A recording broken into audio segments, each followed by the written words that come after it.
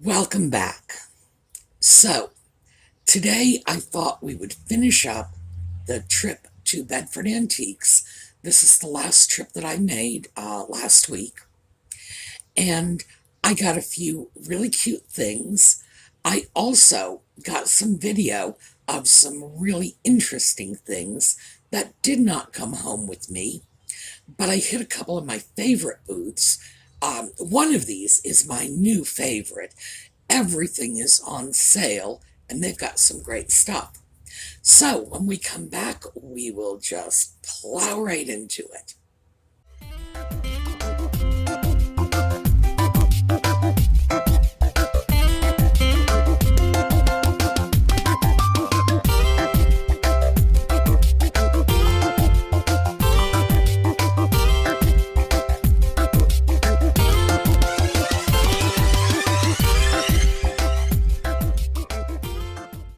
So the first booth I'm going to take you to is what I have come to think of as the 40% off booth.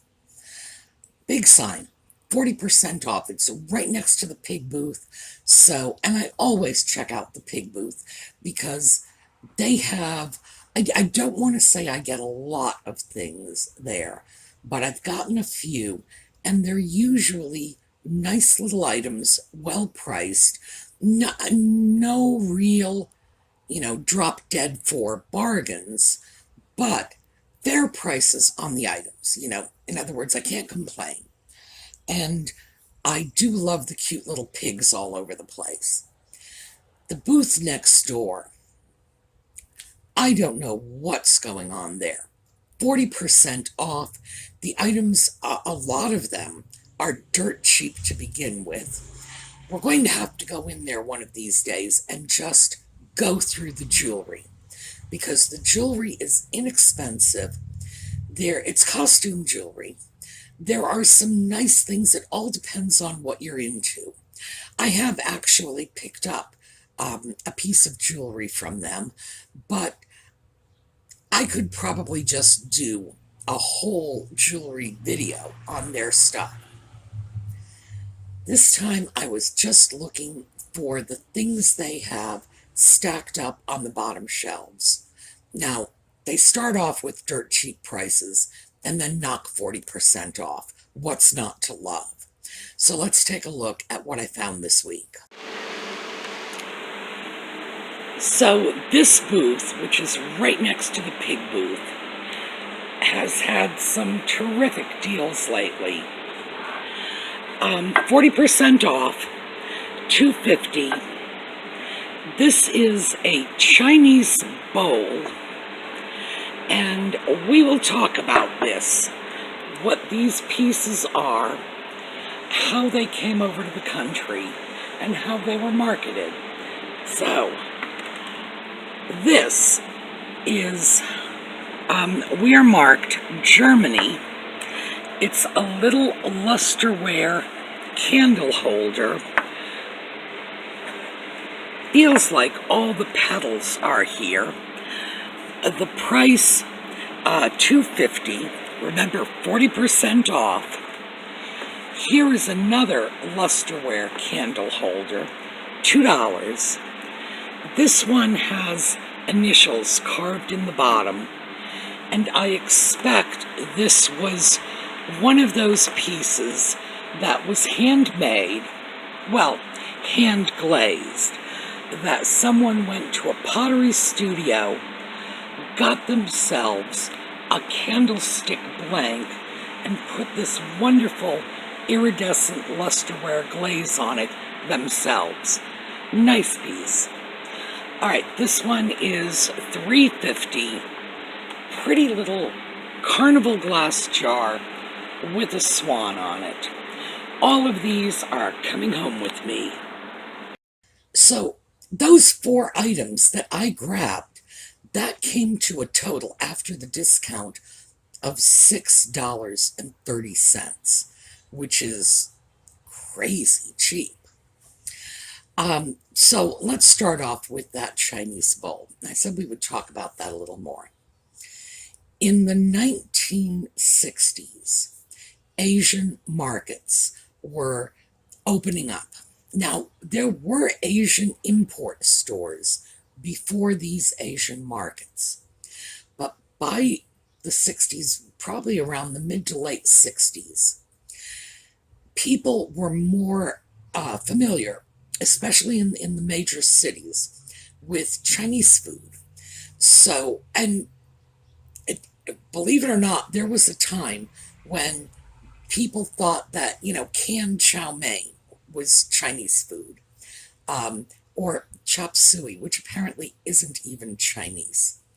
But the dreadful stuff that people thought was Chinese food that was mass produced here had given way to a great many Chinese restaurants in larger cities, and people began to go to Chinese markets to buy the food and then prepare it themselves at home. Now, this really didn't become like a big thing until a few decades later, but in the late 60s, these markets were opening up in major areas, New York, Boston, and certainly in places where there were large Chinese American communities, like San Francisco. In addition to food, they had stuff, all kinds of stuff. You could go in and get cute little hand embroidered Chinese shoes. Uh, you could get fabrics, the fans. Oh my goodness, how many fans I had from those Chinese markets. All kinds of things. And that bowl was the kind of thing you could pick up at one of those markets. And then later, as time moved on, 20 years later, when the whole concept of a Chinese market was becoming more mainstream, and today, if there are major cities, they don't even have to be all that major. You can still find a Chinese market. It's like finding a bodega. We are now able to go into shops that specialize not just in the prepared foods like restaurants, but the ingredients you need to make the foods that are popular in other cultures. Yeah, this is just super. I mean, really. I love Chinese food. I should probably just throw that out there in case you were wondering. I love the idea of being able to go into a store, buy some ingredients, and actually make something that kind of sort of tastes like the real thing. And believe me, if I want something that actually tastes like the real thing, I got to go to a Chinese restaurant. I am not a great cook. But items like that bowl is a Chinese soup bowl. It would have been brought over, sold through one of these markets, or it would have been sold through a distributor to a Chinese restaurant. So there are a lot of ways that bowls like that sort of crept in. It's second half of 20th century, no question about that. It's vintage, but it's not old vintage. And you see these pieces, they are becoming really collectible because they are old enough now so that there's a certain uh, kitschy novelty to it. Oh, look, I have the kind of bowl that, I have my lo mein in at such and such restaurant back in the early 70s, that sort of thing. There's a great deal of Chinese porcelain in this country that falls into the general category of restaurant ware. And as the name implies, the items were brought over to be used in restaurants. But that's not exclusively, of course. A lot of them did hit the market just through these Asian shops. And you could go into someone's home, and if they were serving Chinese takeout, and I've seen this in homes, it's cute as you please, serving Chinese takeout, and they would be serving it in their little restaurant ware bowls that they picked up for maybe 10, 20 cents a piece. They were dirt cheap. I mean, you just can't imagine how inexpensive this stuff was when it was originally sold. So I was glad to get that piece, because it's certainly worth more now than what I paid for it, which was what, $2.50, minus 40%. Not bad. A dollar and change. Definitely thrift store prices. Next up was that small Lusterware candlestick. And I believe I said that was marked Germany. I did check the marking on the bottom. It was European. Can't remember. If I said it in the filming, then that's what it was. I believe it was German. Nice little piece of very traditional lusterware. What I look for in pieces like that, and I've mentioned this before, this is what you should look for. It's those flowers. I always refer to them as Capodimonte style. They are. There was a place in Italy, Capodimonte, that was very famous for these applied flowers. Very delicate, very beautiful. You see them today, and 9 times out of 10, one of the petals or leaves is going to be missing or nicked or broken off. This one, all intact. And again, that was $2.50 before the discount. So great to get a piece like that. That will sell. That's traditional European lusterware. The next lusterware piece was that candlestick, and that little bugger was probably a good, 8 inches, maybe 10 inches tall. The lusterware glaze is wildly iridescent. I don't know how well the film captured that. But this was a handmade piece, hand glazed piece. Someone would have gone to a pottery class or a pottery shop. They used to do this all the time. Not such a big deal now. It was, and I hate to say this because it sounds so sexist, but really these classes and these sort of pottery events were marketed to bored housewives. What the Victorian women were doing, making fire screens and embroidering cushions, the late 20th century women were doing in pottery classes. And this one, it's a very sort of Rococo style. So people, and believe me, people who like that like that. This is not something that appeals to just a tiny segment of the population. Pieces like that were incredibly popular, that style.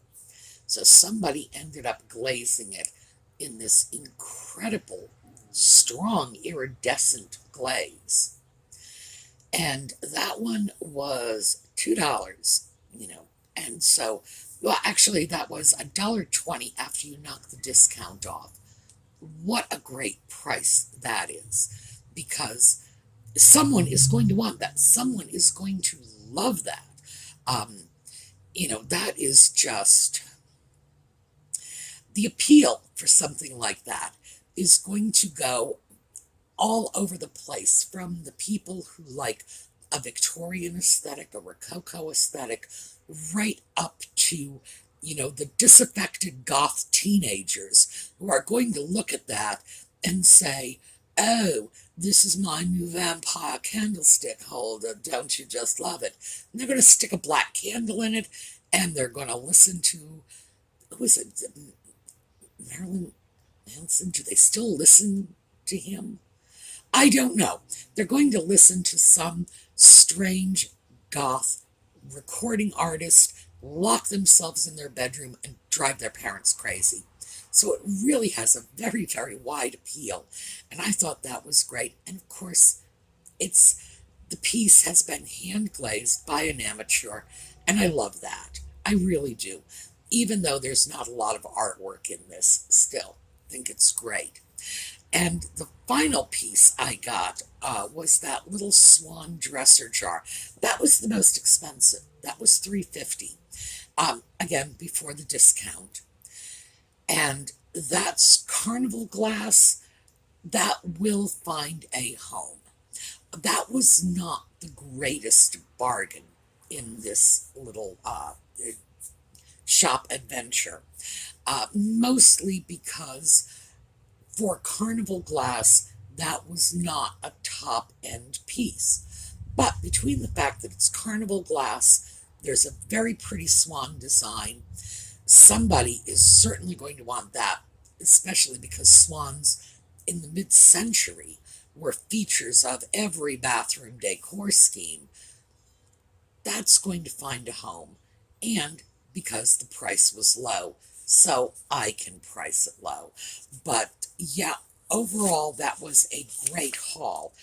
And this little booth is just, they're absolutely just killing me. They are putting so much stuff in. The prices are so low to begin with. And then on top of it, there's this massive discount. Every time I bring something to the Bedford register, the cashiers will just look at the price and say, "Oh, are they still running their sale?" It's like, yes, yes. So even the folks at Bedford are surprised that that they're running the sale for so long. So bless their hearts. And I just hope nobody reminds them that everything's still on sale. Just shh, let me do my shopping, then tell them later they've still got that sale running. Um, Next up, this is another booth where I have gotten some incredible deals, just odd bits and pieces. But like the 40% off booth, you have got to be prepared to get down on your hands and knees and check the bottom shelves because they have some great stuff down there. Well, this is a booth where I have picked up a number of cute little things over the years. And again, it's one of those that you have to be willing to crawl around and scramble. Today, that wasn't necessary. These salt and pepper shakers, in both cases, they are Japan, $6. Very pretty. They were just laying out here on the table waiting for me. So they are absolutely coming. So the first thing that caught my eye was that pair of bunny shakers. Japan pieces, and usually I can spot the Japan pieces, not always. I've been tricked occasionally. But these pieces had no damage, and bunny pieces often have damage on the ears. When you are buying bunny anything, any figurine of a bunny, make sure not only that there are no chips on the ears, but check to make sure that the ears haven't been broken off and re-glued, because that's something I see rather frequently. I'm assuming that sooner or later these things end up in the hands of kids. Kids play with bunny ears, that's just all there is to it. Also, just because of the nature of bunny figurines, if you drop it, the ears are going to be a stress point. So always check the ears for damage. No damage on these. Glad to get them. $6 is sort of on the higher end of what I usually like to pay for salt and pepper shakers, but I will go above that, and I did. Absolutely did. In this particular booth. But as far as I was concerned, this was just a nice little deal. And then, of course, there were the fish. And I've gotten fish shakers before. Again, glad to have them. And the reason for that is there are a lot of people who fish out there, anglers, not just men, but women. It used to be a man's sport, not anymore. And because it used to be a man's sport, salt and pepper shakers in the shape of fish tend to be very popular certain times of the year, around Father's Day or, Christmas, small present for a guy. because apparently fishermen either like porcelain fish or their friends like to get them porcelain fish because those are things that sell. The colors on those fish were absolutely wonderful. So, before I was through with this booth, after I'd grabbed those two shakers, I wanted to look around, and look what I found. Well, as I was packing up my little bunnies and my fish, I saw these. Now, they are called figurines here. They're actually salt and pepper shakers. They're priced separately at $5 each. They are also Japan pieces, but for $10, yes, I am taking them. They are adorable. Those big kitty eyes are going to sell themselves. So, as you can see, I will gladly go over $6 for a pair of salt and pepper shakers. This cat set had been separated as two cat figurines. No, they're cat salt and pepper shakers. Uh, Two figurines for $5 means a set for 10. I have no problem with that price. People love cats, and those cats are as cute as the dickens. Will there be trouble selling them? Absolutely not.